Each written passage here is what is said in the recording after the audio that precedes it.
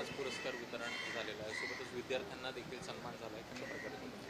नाही, आम्ही वेगळी प्रतियोगिता करतो. आज डिपेक्सचे स्किल कॉम्पिटिशन दिल्लीमध्ये झाला होता. तिथला नंतर सर्वश्रेष्ठ ITI सर्व एकत्र करून त्यांचा सन्मान करण्याने सर्वांना प्रोत्साहन मिळावे यासाठी आज एक चांगला कार्यक्रम आयोजित केला होता. सर्वांना आनंद झाला आणि लोकांना आपण पुढे काय करायचा या फक्त पुरस्कार पुरता नाही, नंतर पण हा माननीय देवेंद्र फडणवीस साहेबांची सरकार त्याच्याबरोबर येणार आहे. एक फक्त राजकीय प्रश्न होता. शिवकल्याण केंद्र यांना कुठंतरी लोअर परळची जागा देते अशा प्रकारचा आरोप हा अजय चौधरी आमदार आहे त्यांनी केला आहे आणि उद्या तुमच्या विरोधात शिवसेना उद्धव असं आहे की त्याने पहिले जाऊन विचारा. ते 2-3 वेळाचे आमदार आहे. त्याने वास्तुस्थिती आहे का माहिती की फक्त पब्लिसिटीसाठी करता. जे 3 करोडचा फंड आमची सरकार आल्यानंतर आम्ही जे लोअर पेले ब्रिज आहे त्यांचे ब्रिज खाली सुशोभीकरणसाठी दिला होता.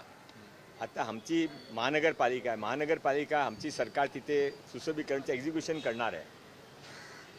ते प्लॅनमध्ये काही फेरबदल नाही आहे. मेन जे लाईन आहे त्याचे खाली पूर्वी पण प्रस्तावित होतं, आत्ता पण तिथं आहे. आता ते साईड ब्रिज जात आहे तिथे तुलसी पाईप रोडवर, तिथे मागे आपण खाली त्यांचे एक शिवकल्याण केंद्राने आपण निःशुल्क प्रशिक्षण केंद्र, कौशल्य विकास केंद्र आणि अभ्यासिका ते गोरेगावमध्ये पण सुरू केलं आहे. गोरेगावमध्ये तुम्ही जाऊन बघा, प्रथम वर्षी 500 से 700 विद्यार्थ्यांना स्वरोजगार मिळाला आहे. अभ्यासिका पण चांगली सुरू केली आहे. सर्व ते निःशुल्क CSR फंडातून करता, बनवता पण CSR फंडातून. आता हा अजय चौधरीने सर माहीत आहे की मी जे बोलतो ते खोटा बोलतो. मी जे बॅनर लावले ते खोटे बॅनर लावले आहे. तरी पण त्याने आता ते एक वेळा बॅनर लावतील, नंतर उद्या सांगतील की आमचा लढा यशस्वी झाला.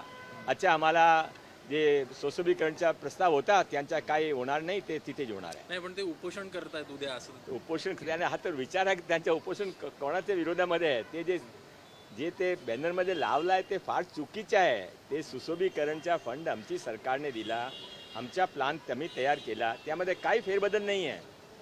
ते फक्त एक या तर त्यांची गैरसमज आहे किंवा पब्लिसिटीसाठी करतात, त्यांना माहीत आहे. मानखुर्दमधली 11 एकर जागा आपल्याला खाली झाल्याचं दिसतं आहे.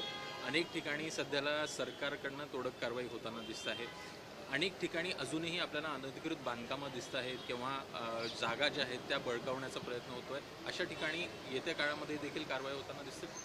पूर्वी मालवणी, नंतर मानखुर्द, कोण आहे यांचे मागे, कोणे तिथे झोपडे बसवलेले आहे, कोणे तिथे बांगलादेशी रोहिंग्याने आणलं आहे, सर्वांना माहीत आहे. मी पूर्वी जे पालकमंत्री होतो त्यापासून आम्ही दरवर्षी कमीत कमी 10 एकर जमीन सरकारची रिकामी करून सार्वजनिक कामासाठी घ्यायची असा निश्चय केला होता.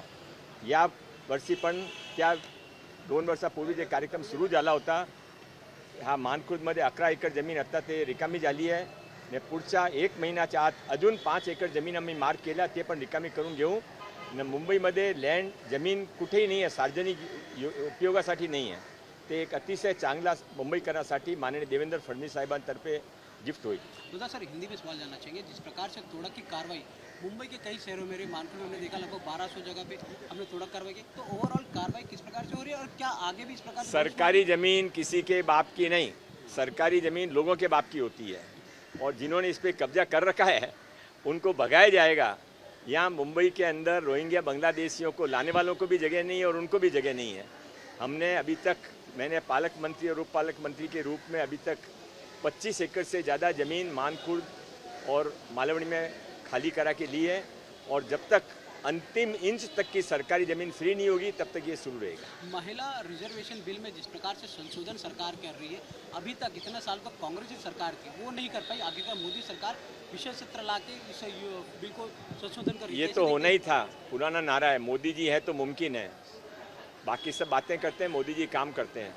उन्होंने भारत की 50% पॉपुलेशन जो महिलाओं की है उनके साथ में न्याय दिलाया है और आने वाले समय से न केवल लोकतंत्र मजबूत होगा बल्कि समाज में महिलाओं को भी ज़्यादा सम्मान मिलेगा. कांग्रेस के नेता कहते हैं कि बीजेपी को वोट देने वाले बेवकूफ़ होते हैं, इस प्रकार का शब्द का इस्तेमाल सर बीजेपी के लिए कर रहे हैं. वो कर सकते हैं, अभी जो उनका हाल है उसके अंदर उनके मुंह से कुछ भी निकल सकता है, सब कुछ उनको माफ़ है. सर एक और सवाल जानना चाहेंगे, जिस प्रकार से ईरान, इजराइल और अमेरिका के बीच में युद्ध हो रहा था, पाकिस्तान की मीडिया और वहाँ के जो बिजनेसमैन मांग करके नोबल पुरस्कार पाकिस्तान को मिलना चाहिए, इस प्रकार की मांगे अब उठ रही है वहाँ पे।